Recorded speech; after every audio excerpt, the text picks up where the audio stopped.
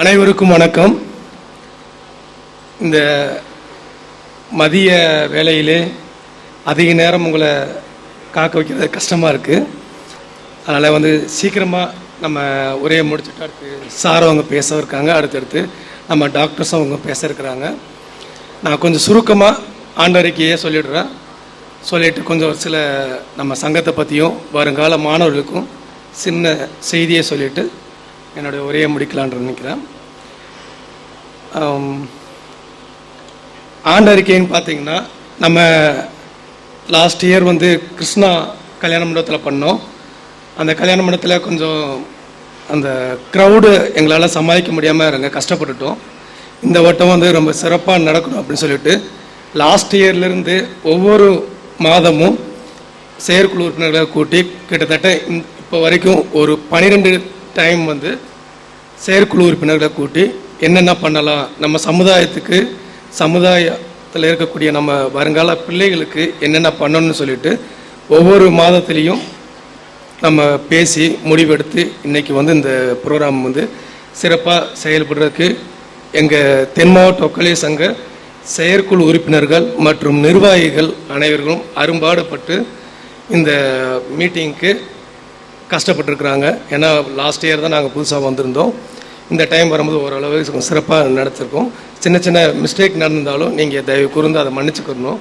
இங்கே 20 டாக்டர் தான் நாங்கள் பிளான் பண்ணி ஒவ்வொருத்தருக்கா பத்திரிக்கை வைக்கணும்னு சொல்லிட்டு இது பண்ணிட்டு இருந்தோம்.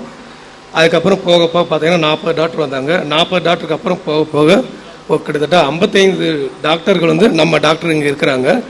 அந்த டாக்டர்ஸ் பார்த்தீங்கன்னா அவங்க பிஸி ஷெட்யூல் ப்ளஸ் ரொம்ப பெரிய லெவலில் இருக்கிறாங்க. நாங்கள் போய் பார்க்கும்போது பேசும்போது தான் அவங்களோட ஒர்க்லோடு எல்லாம் தெரியுது. அந்த இதுலேயும் நம்மளை ரெஸ்பான்ஸ் பண்ணி நாங்கள் ஒரு சில விஷயங்கள் நம்மளோட சமுதாயத்தை சேர்ந்தவங்க, அது மட்டும் இல்லாமல் நம்ம சமுதாயத்தை விட்டு நம்ம ஒரு கஷ்டப்பட்டு இருக்கிறவங்களுக்கும் ஹெல்ப் கேட்டால், அதாவது கரெக்டான ட்ரீட்மெண்ட் கேட்கும்போது அத்தனை டாக்டரும் மனசார என்னென்ன ஹெல்ப் பண்ண முடியுமோ அந்த ஹெல்ப் எல்லாம் பண்ணிட்டு இருக்கிறாங்க. நான் அந்த இதை ஒவ்வொரு டாக்டரையும் நான் பேர் சொல்லி கூப்பிட்டுட்டா நல்லா இருக்காதனால பொதுவாக நம்ம சமுதாயத்தை சார்ந்த அத்தனை டாக்டருமே நம்ம சமுதாயத்து மட்டும் இல்லை, நம்ம சொல்லிட்டா நம்ம சங்கத்திலேருந்து சொல்லிட்டா யாருக்கு வேணாலும் அவங்களுக்கு சரியான ட்ரீட்மெண்ட்டு எல்லாமே அருமையாக செஞ்சு கொடுத்துருக்காங்க. அதனாலேயே நாங்கள் அத்தனை டாக்டரையுமே சிறப்பாக அவங்கள கவனிக்கணும், ஹானர் பண்ணணும் அப்படின்னு சொல்லிட்டு பிளான் பண்ணியிருக்கோம். ஒரு சிலர் பத்திரிக்கைக்குள்ளே போட முடியாமல் போயிடுச்சு லாஸ்ட் மீட் வந்ததுனால. அது மட்டும் இல்லாமல் நம்ம செயற்குழு கூட்டங்கள் கூட்டும் போதும் எல்லா மீட்டிங்லேயுமே எல்லாருக்குமே வேலை பளு இருக்குது. அதில் எல்லாம் சிரமம் பார்க்காம 2 பெண் சிங்கங்களும் எங்களோட செயற்குழு உறுப்பினர்கள் இருக்கிறாங்க.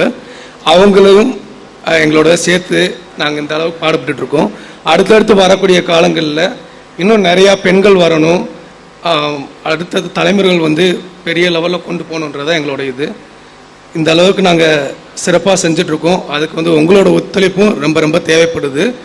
நாங்கள் எல்லாருமே எல்லா சூழ்நிலையும் கொஞ்சமாக ஏதாவது சமுதாயத்துக்கும் சமுதாய மக்களுக்கும் ஏதாவது செஞ்சுட்டு போகணும். ஏன்னா பெரிய லெவலில் எங்ககிட்ட இருக்கா இல்லையான்றதை பற்றி நாங்கள் எதையுமே கவலைப்பட போகிறதில்ல. அதே மாதிரி எங்களுக்கு எது நல்லதுன்னு தோணுதோ அந்த விஷயங்களை மட்டும் பேசுகிறோம். அதில் ஃபார்மாலிட்டிஸ் பார்க்குறதே கிடையாது. அதில் நல்லதுன்னு பண்ணால் ரைட், ஓகே, இதை செஞ்சிடலாம் அப்படின்ற மாதிரி செயற்குழு முடிவு பண்ணுறாங்க, சொல்கிறாங்க. அதை நாங்கள் செயல்படுத்துகிறோம். நாங்கள் நிர்வாகிகள் மட்டுமே எந்த ஒரு முடிவும் செய்கிறதில்ல.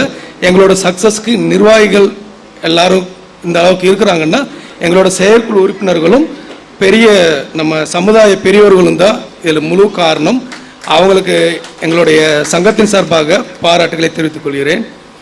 இங்கே இன்னும் நிறையா பேர் பேச இருக்கிறாங்க.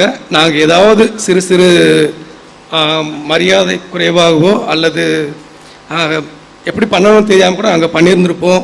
அந்த இதாக இருந்தாலும் மன்னிச்சுக்கோங்க. அப்புறம் இன்னொன்று, பெற்றோர்களுக்கு ஒரு சின்ன விஷயத்த சொல்லிவிட்டு, ஏன்னா நான் ஒரு டீச்சராகவும் இருக்கேன். பெற்றோர்கள் நம்ம குழந்தைகள் இந்த காலத்துக்கு தந்தாப்பில் வளர்க்குறோம். ஆனால் கொஞ்சம் பார்த்து வளங்க. ஏன்னா இப்போ இருக்கிற காலங்கள் முன்ன மாதிரி இல்லை. ஏன்னா முன்னாடி டீச்சர் அடிப்பாங்க, அவங்க நல்ல மனசோட நல்லா இருக்கணும்னு அடித்தாங்க. இப்போ எந்த டீச்சருமே நல்லா இருக்கணும்னு நினைக்கிறாங்க. எந்த அட்வைஸ் பண்ண முடியாது, நல்லது சொல்ல முடியாது. அப்படி இருக்கிற காலகட்டத்தில் அப்பா அம்மா கண்டிப்பாக தன் குழந்தைய கண்டிப்பாக பார்த்தாகணும். வேலை பளு இருக்கும், தயவு செய்து கொஞ்ச நேரமாவது குழந்தை கூட இருங்க. பிள்ளைகளோட, அது ஆண் குழந்தையாக இருந்தாலும் சரி பெண் குழந்தையாலும் சரி, அவங்களோட பழக்க வழக்கங்கள் மேலை நாடுகளை விட மோசமாக போயிட்டு இருக்கு. அதனால பேரண்ட்ஸ் கண்டிப்பாக தன் குழந்தைகிட்ட கஷ்டத்தை சொல்லி வளங்க. ஒரு டாக்டராக இருந்தாலோ இல்லை ஒரு விவசாயியாக இருந்தாலோ ஒரு பிஸ்னஸ் மேனாக இருந்தாலோ என்னென்ன மாதிரி கஷ்டப்படுறோம், நாங்கள் எப்படி வந்தோம், என்ன மாதிரிலாம் பண்ண போகிறோம் அப்படின்றத கண்டிப்பாக சொல்லி சொல்லி கொடுத்து வளங்க. தன்னோட கஷ்டத்தை பார்த்து வளர்கிற குழந்தைய கண்டிப்பாக பெரிய லெவலில் வருவாங்க. சமுதாயத்துக்கும் நாட்டுக்கும் பெரிய முன்னுதாரணமாக இருப்பாங்க அப்படின்றத நான் தயவு செய்து சொல்லிக்கிறேன். கஷ்டத்தை சொல்லி வளங்க, நல்லதை சொல்லுங்க, நல்லதை செய்ய சொல்லுங்க. நல்லது மட்டும்தான் நடக்கும். நல்லது செஞ்சால் கண்டிப்பாக நல்லது நடக்கும். அடுத்தது திரு நீதிபதி அவங்கள டாக்டர்ஸும் பேச இருக்கிறதுனால இதோட என் உரையை முடித்துக் கொள்கிறேன். நன்றி, வணக்கம்.